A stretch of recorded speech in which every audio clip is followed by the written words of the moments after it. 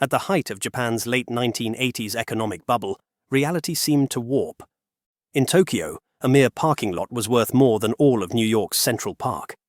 The tiny 3.4 square kilometer Imperial Palace grounds were valued higher than the entire real estate market of California. Japanese corporations were on a global shopping spree. Mitsubishi's real estate arm bought a controlling stake in New York's Rockefeller Center for $846 million in 1989, and that same year, Sony acquired Hollywood's Columbia Pictures for $3.4 billion. It was as if Japan Inc. could buy the world, and for a moment, many feared or hoped it might. This era defied economic gravity. The Nikkei stock index surged sixfold in one decade, starting around 6,000 in 1980 and cresting near 39,000 by the end of 1989. Every year brought new market highs, minting paper millionaires by the thousands. Tokyo's glitzy Ginza district jumped so much that 1 square meter sold for 32 million yen, approximately $230,000. Japan's stock market alone made up 45% of global market capitalization at the peak, with the US a distant second at 33%. Trillions of dollars in speculative wealth were created virtually overnight.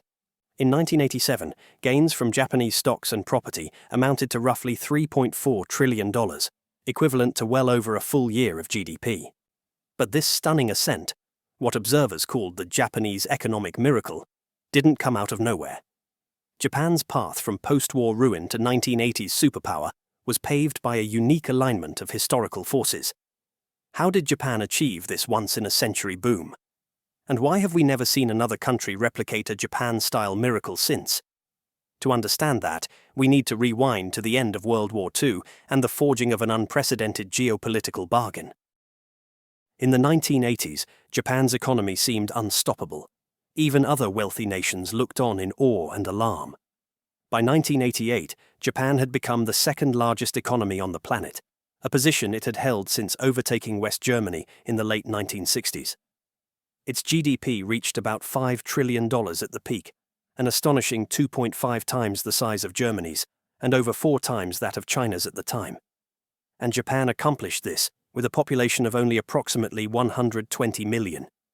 In per capita terms, Japan in the 1980s and early 1990s was the richest large country in the world, even outstripping the US on some measures. The island nation had risen from wartime ashes to a level of affluence and technological prowess that prompted bestsellers like Japan as #1. Observers wondered if it was just a matter of time before Japan overtook the US to become the largest economy overall. The economic statistics from this era boggle the mind. The Nikkei 225 stock index soared by nearly 500% during the 1980s, with exuberant gains of plus 40% in 1988 and plus 29% in 1989 alone. At one point, the total market value of Japanese stocks was 45% of the world's equity market. Nearly half of all global stock wealth was tied up in Japan. For comparison, the entire United States accounted for just 33% at that time. Japan's banks and industrial giants dominated rankings of the world's largest companies. In 1989, 7 of the world's 10 biggest firms by market cap were Japanese. Tokyo's vibrant financial center was awash with cash, credit, and confidence.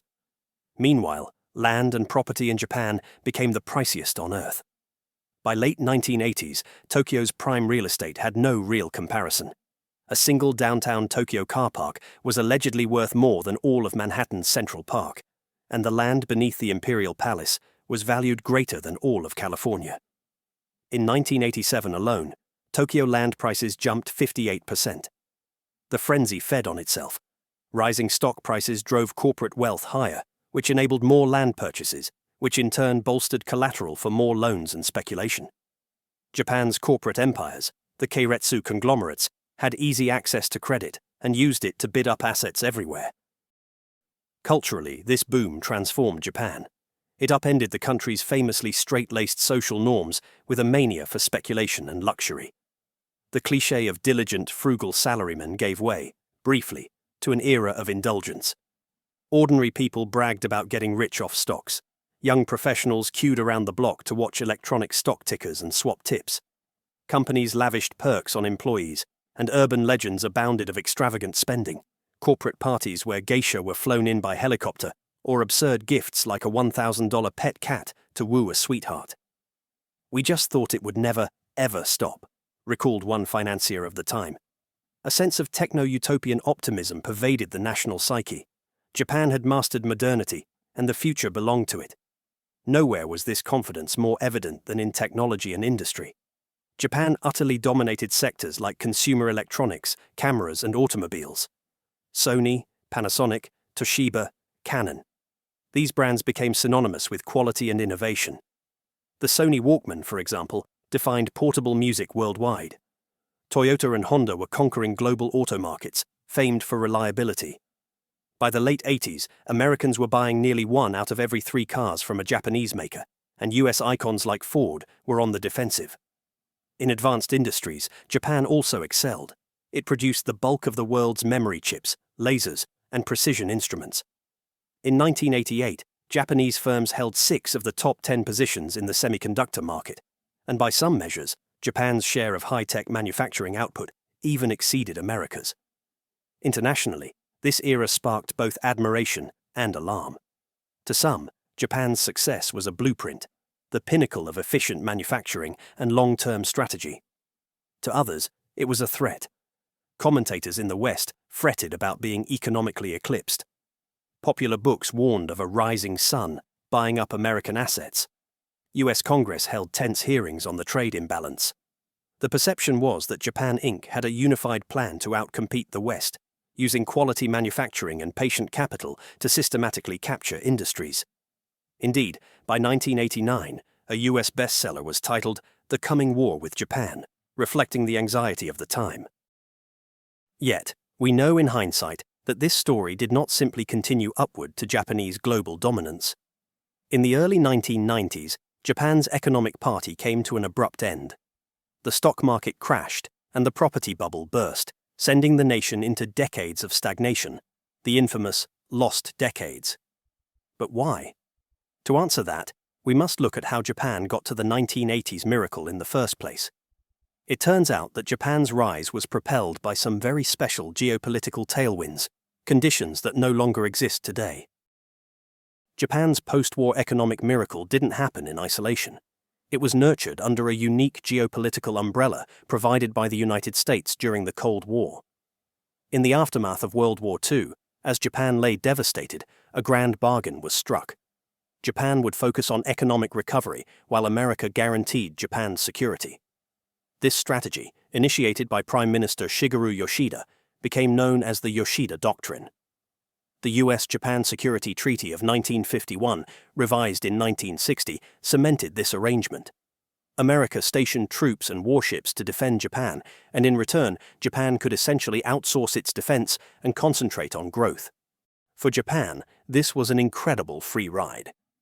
Through the Cold War decades, Japan spent a mere 1% of its GDP, or even less, on its military, an informal cap in place by the late 1970s. The US handled the heavy lifting, even maintaining bases in Okinawa and elsewhere at its own expense, about $2 billion per year by recent estimates. Japan's small self-defense forces never had to project power abroad. This meant that billions of dollars that other countries would pour into armies and weapons, Japan instead poured into factories, technology, and education. In essence, Japan's economic output got a boost because it wasn't diverting resources into building a massive military. Uncle Sam was footing that bill. The American alliance did more than save Japan money. It also provided a stable international environment for trade. With the US as a steadfast ally, Japan had unfettered access to US markets and was welcomed into the Western-led trading system. During the 1950s and 60s, as the Cold War raged, Washington saw a prosperous Japan as a bulwark against communism in Asia. Thus, the US tolerated Japan's protective economic policies in a way it likely wouldn't have for a non-ally.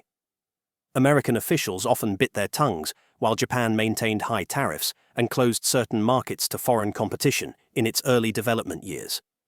This tacit indulgence allowed Japan to nurture its nascent industries behind tariff walls until they were strong enough to compete globally, a classic infant industry strategy, executed masterfully by Japan's bureaucracy.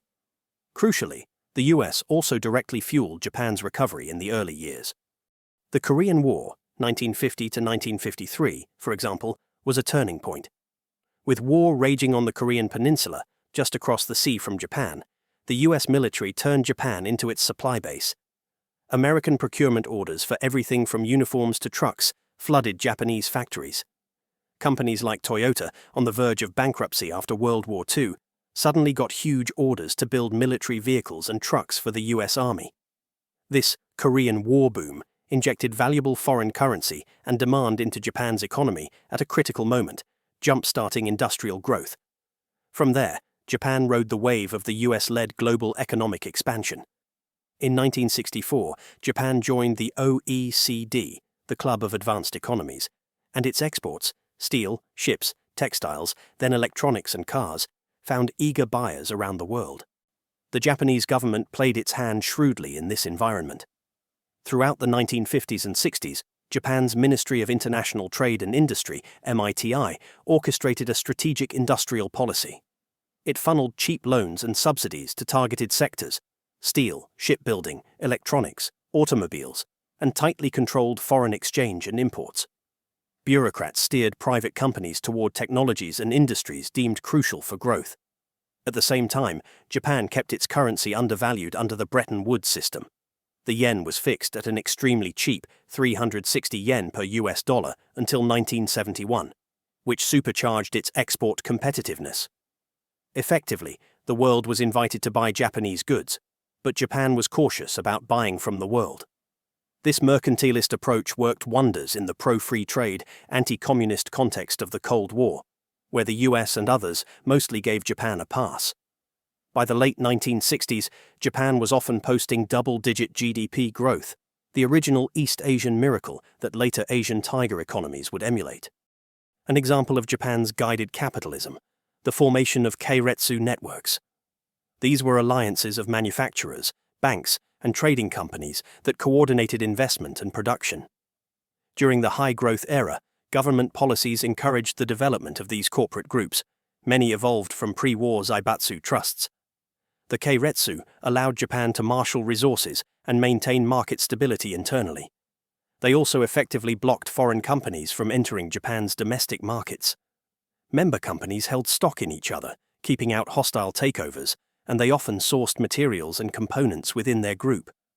For instance, 83% of Japan Development Bank financing went to strategic industries like shipbuilding, electric power, coal, and steel, often benefiting keiretsu firms.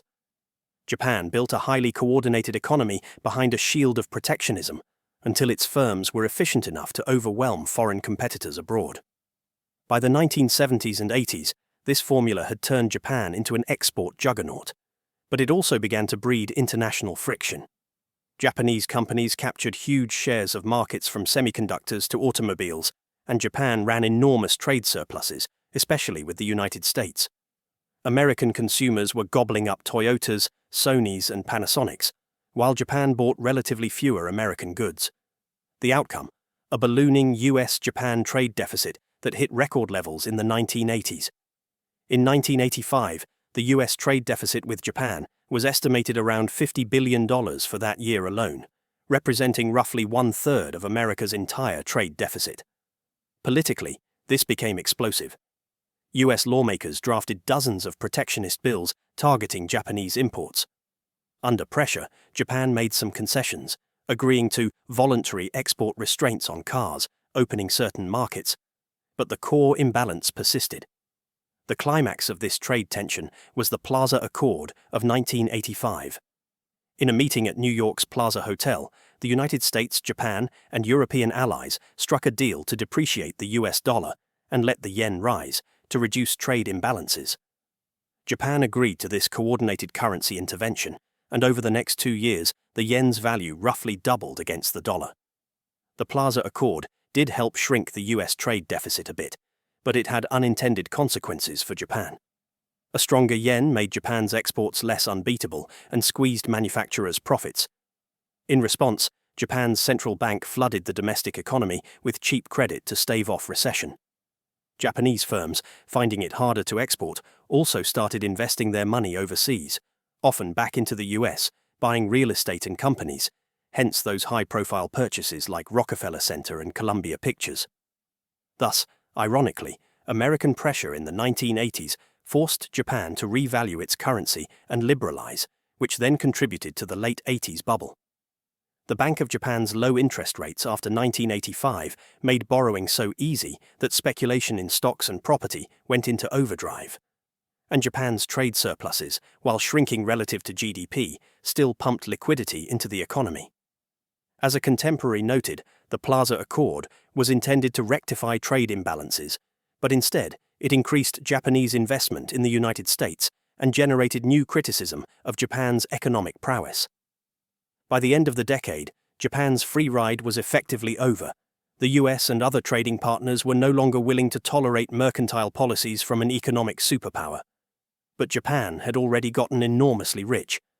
The unique mix of circumstances, US military protection, tolerance for Japan's trade strategy, and the timing of post-war global growth, created a once-in-a-lifetime runway for Japan to take off.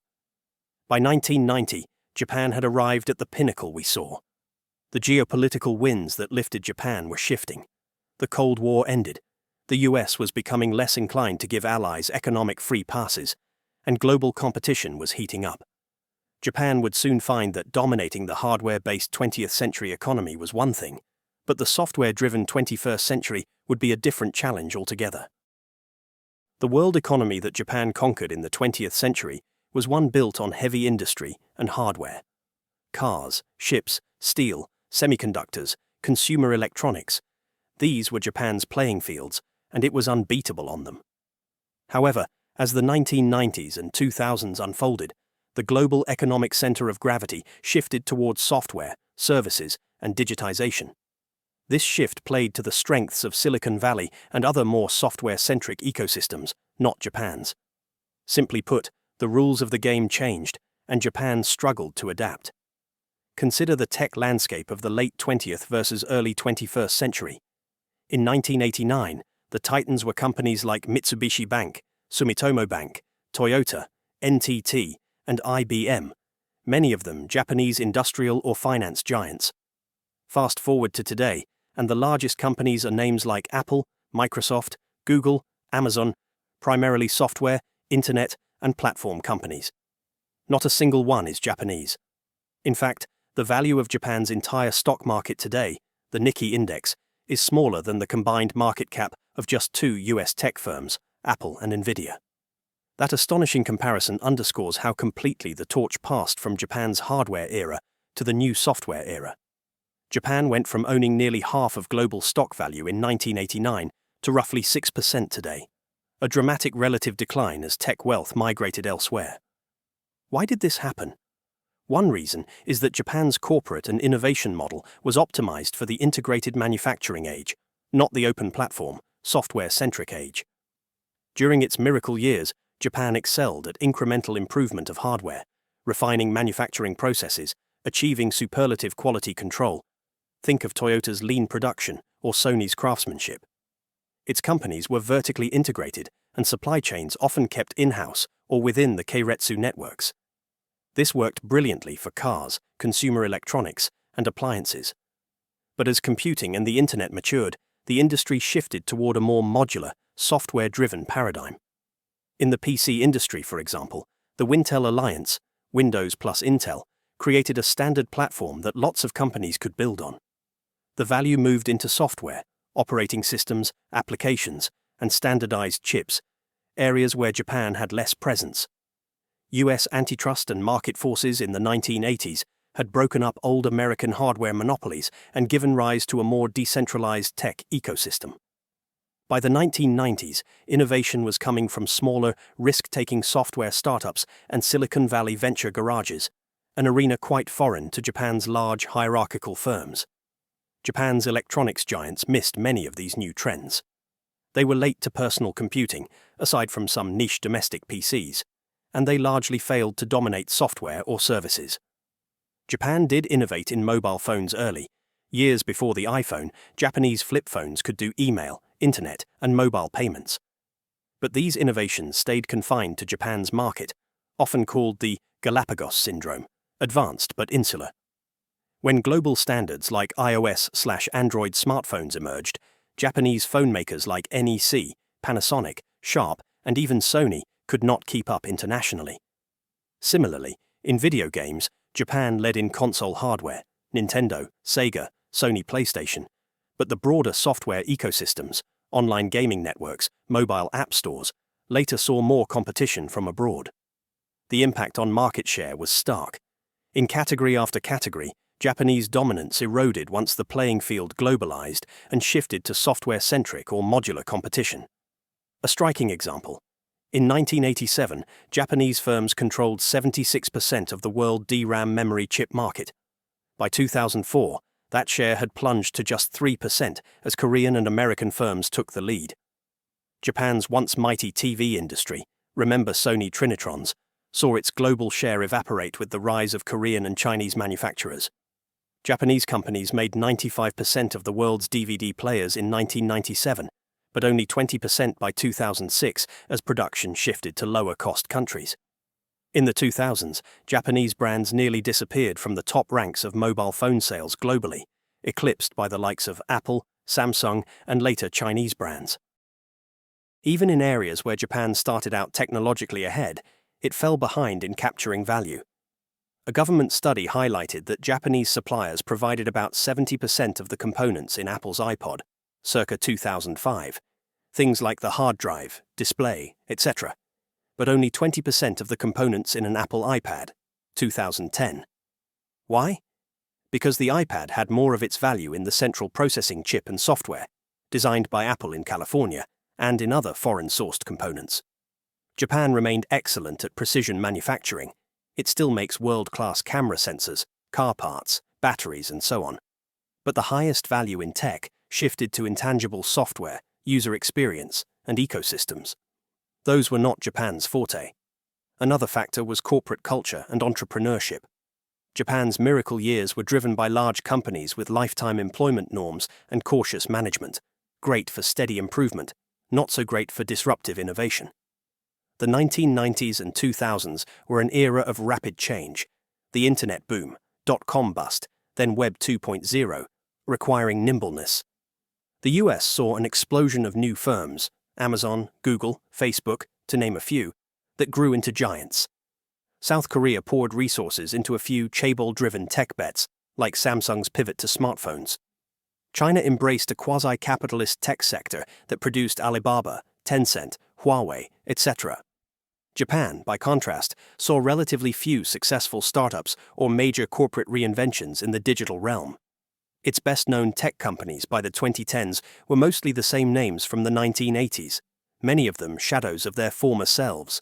Think Panasonic, which had to restructure drastically, or Sharp, which was bought by a Taiwanese company in 2016.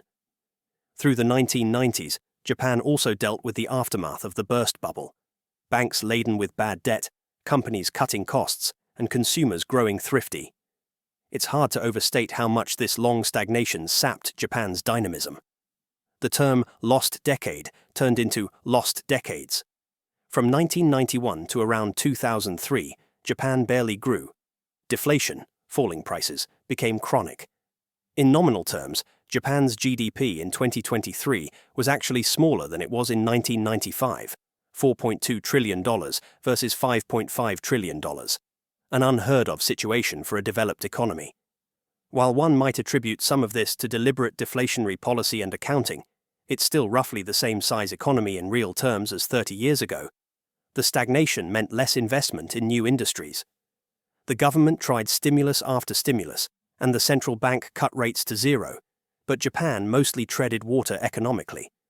A society that had been supremely confident in 1989 became more conservative and risk-averse, reluctant to chase bold new ventures that might finally break the funk.